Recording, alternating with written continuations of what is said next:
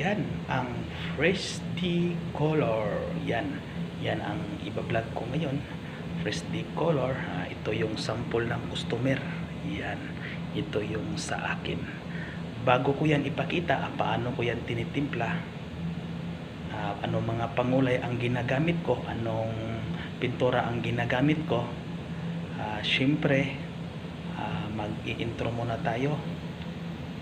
Tara, let's go!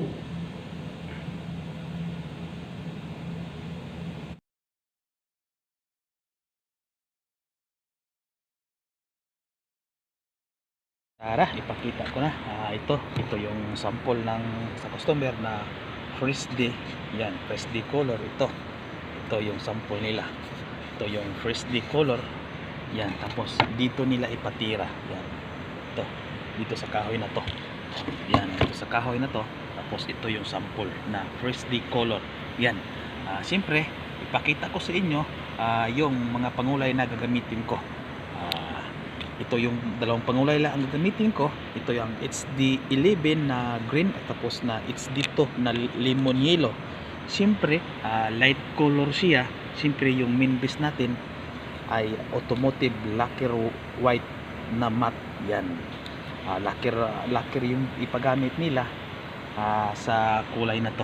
Yan, ito yung Fresh D. Tapos ito yung main base natin na automotive lacquer matte white. Yan. Tapos yung pangulay natin dalawa lang, HD11 na green at saka HD2 na lemon yellow. Yan. Tapos dito natin ititira. Ito yung kahoy na pinadala nila. Dito daw ipatira nila. Yan. Dito ko siya itira. Ito yung sample na Fresh D. Tara. Umpisa na tayo. Tara. Ito na yung main base. Sa mga nag-DIY dyan, dahan-dahan na po tayo sa pagpatak ng mga pangulay. Yan. Ito, kunin lang natin. Iganon lang natin. Dahan-dahan na po tayo sa pagpatak ng mga pangulay. Yan. Dahan-dahan lang po sa mga nag-DIY, sa mga baguhan na paint mixer, sa gustong matuto sa pagmi-mix ng pintura. Dahan-dahan lang po tayo. Huwag lang tayong magmamadali. Ayan. Tapos kuha natin, ipatak din natin yung lemon yellow.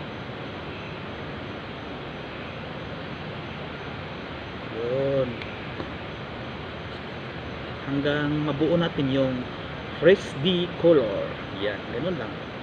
Dandahan lang po tayo. Kuha natin.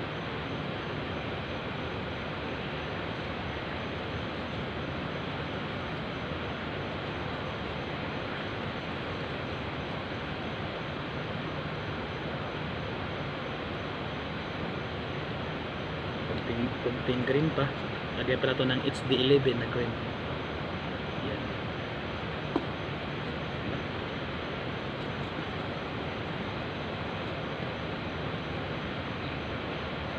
Yan. Pagkatapos nito, kung ma-okay ito, lagyan ko ito siya ng formulation na. Dito lang muna ipinakita ko sa inyo yung manual para paano ba tinitimpla.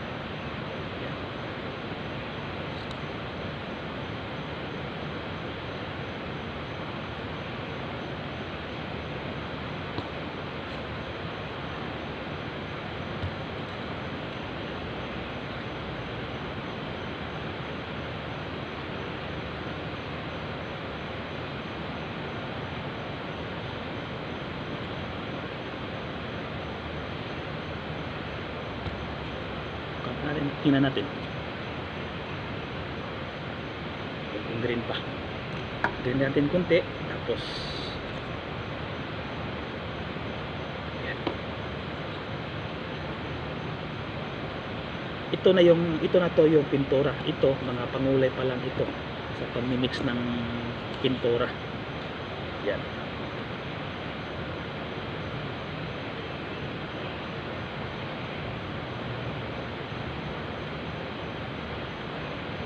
Tara, tingnan natin. Pahin natin dito, tingnan natin.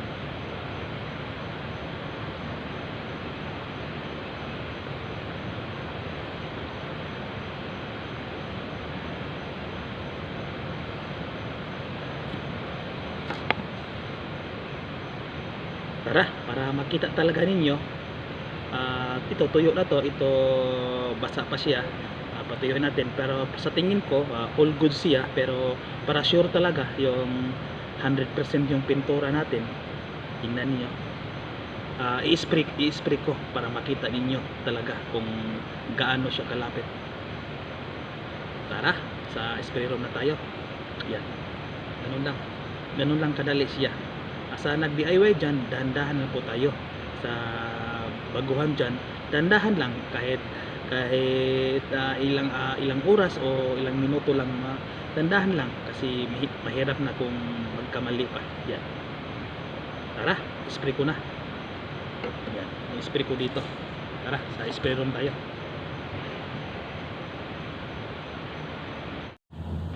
Tara, nasa spray room na ako. Ito yung kahoy na pinadala nila. Dito daw itira. Ayan, sa para approval. Ito yung sample. Yan. Itira ko. Yan. First D color. Yan. Itira natin. Siyempre, automotive lacquer paint yung pinagamit natin. Ginagamit. Siyempre, wala po ito siyang katalis, lacquer thinner lang po. Yan. Ito may lacquer thinner na po ito siya. Yan. Or lagyan natin ng konting thinner pa para maganda ang hatak. Yan. Yan. Yan. Sana mapareha siya o makuha ko lang yung kulay na to. Sana lang. Yan. Fresh color. Yan, sa mga nag-DIY dyan, tapusin nyo lang yung video na to. Kayo nang bahala maghusga. Libre light ito sa mga nagbabas. Tingnan nyo lang kung paano ba o hindi ba nakuha ba o hindi. Yan.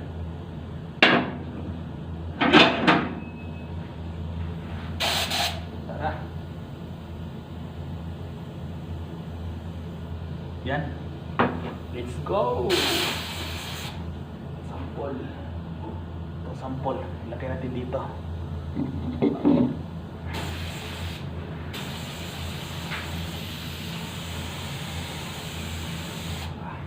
Kunting liner pa.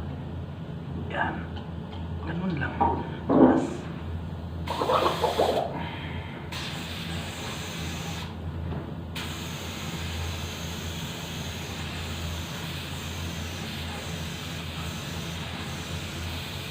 Yan.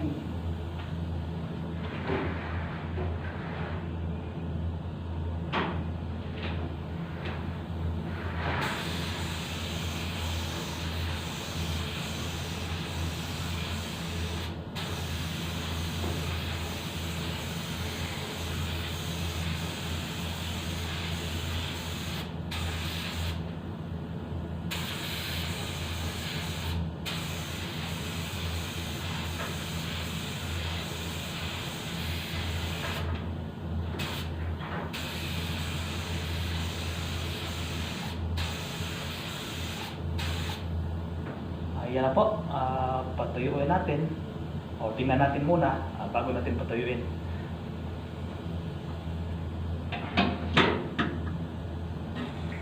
Yan na po, basa pa siya, patuyuin muna natin. Tapos tingnan natin kasi yung sample sobrang tuyo kasi. Yan, ito yung sample, ito yung sa akin na tinitimpla. Ito yung sample. Yan. Kayo lang bahala kung sa tingin nyo pareha ba o hindi.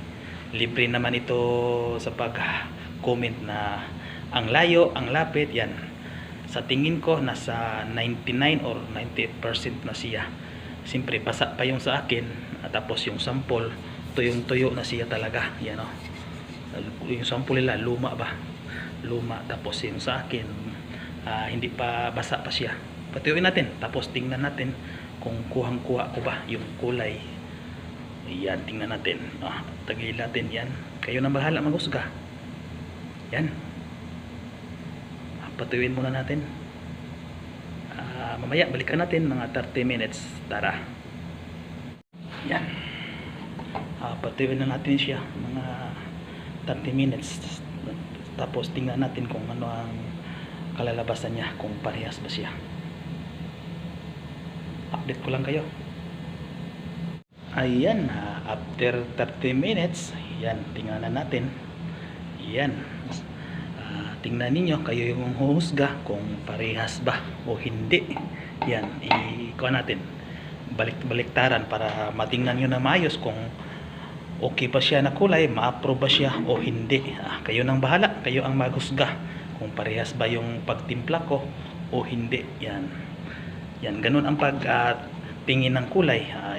Ikuan nyo. Kumbaga, side view ninyo, tingnan nyo yung sa gilid. Yan, ganun. Ganun siya. Ikuan pa ko sa inyo. Yun. Ikuan siya. Yan. Para makita ninyo kung paano pa tumingin ng kulay. Yan. Para sa akin, nasa 98 talaga siya. Haba siyang natutuyo, lalo siyang sumisipa yung kulay. Yan. Yan. Sana ma-approve yan. Sa tingin ko, ma-approve talaga yan. Kasi yung kulay sobrang lapit.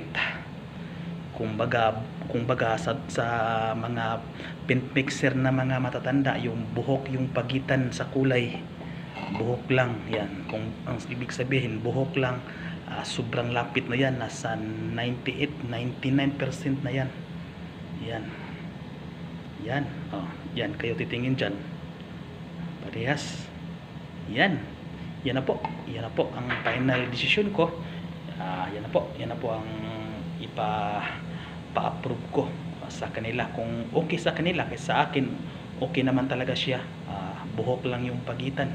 Siyempre, magkaiba kami ng mga pangulay. Siyempre, may diferensya talaga yan. Pero, kunting-kunti lang. Kumbaga, sa microscope, titingnan yung diferensya talaga. Kung ano ang diferensya. Yan, tingnan nyo. Yan. Tagilid natin. Yan. Kayong titingin. Yan. Salamat sa inyong panonood. Salamat sa walang sawang suporta sa aking YouTube channel, sa mga silent viewers ko dyan. Salamat sa inyo. Sana po may natutunan kayo sa vlog na ito. Paano ba tinitimpla yung Fresh D color. Yan. Salamat sa inyo. Kung gusto niyo yung kulay na to, panoorin lang hanggang sa dulo para malaman ninyo kung anong mga pangulay na ginagamit ko. Dalawang pangulay lang ginagamit ko dito. Yung mimbis ko dito ay puti, automotive lacquer matte white. Tapos yung pangulay ko ginagamit, it's the 11 na green at saka it's dito na lemon yellow. Thank you, salamat at God bless po.